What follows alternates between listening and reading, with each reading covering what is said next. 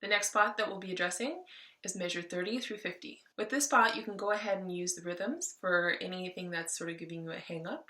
But for now, let's go ahead and play through it slowly, just so we can get a feel for it. We're going to be starting on the open E, because that's the start of this solo.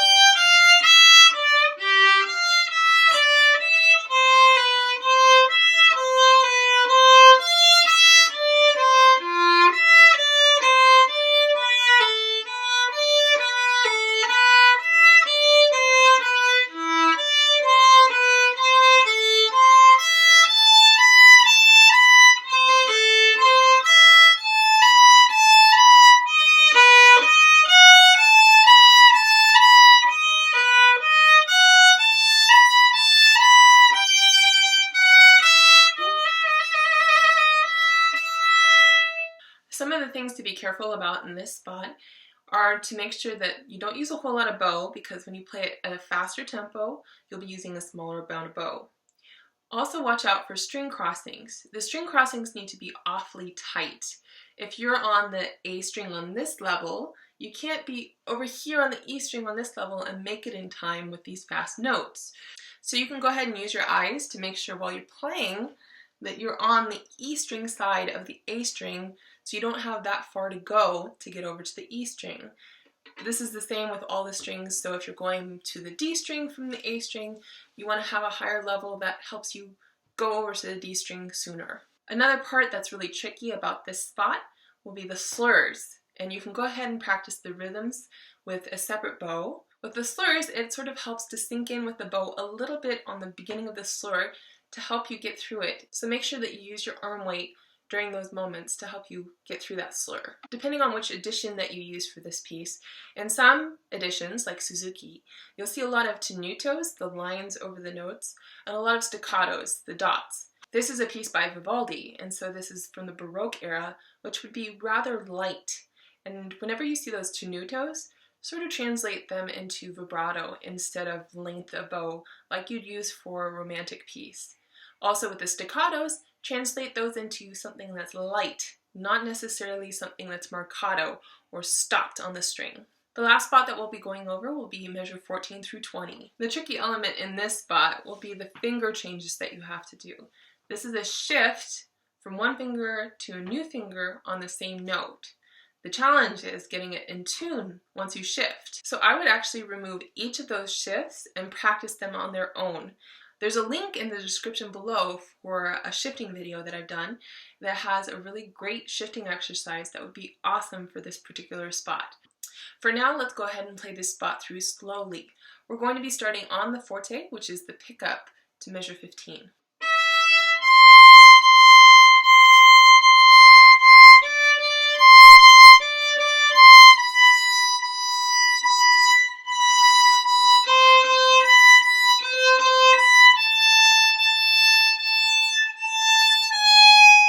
So make sure that you practice those 3 spots really securely until they're memorized, and then go ahead and work on the rest of the piece. Let's go ahead and play through the entire piece now at a slow tempo.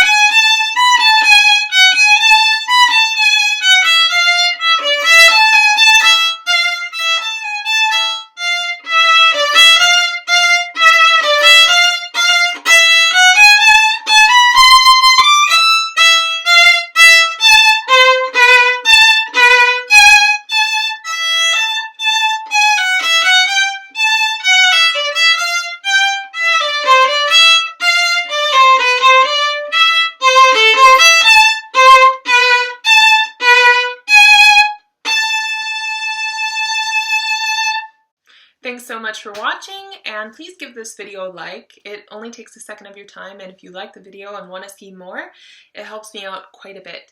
Also, go ahead and subscribe to the channel if you want to see more great videos like this, and click the bell to get the alerts when they come out. If you have any requests for new videos or new pieces that you'd like me to cover, go ahead and leave it down in the comment section below, and I'll hopefully get those out to you.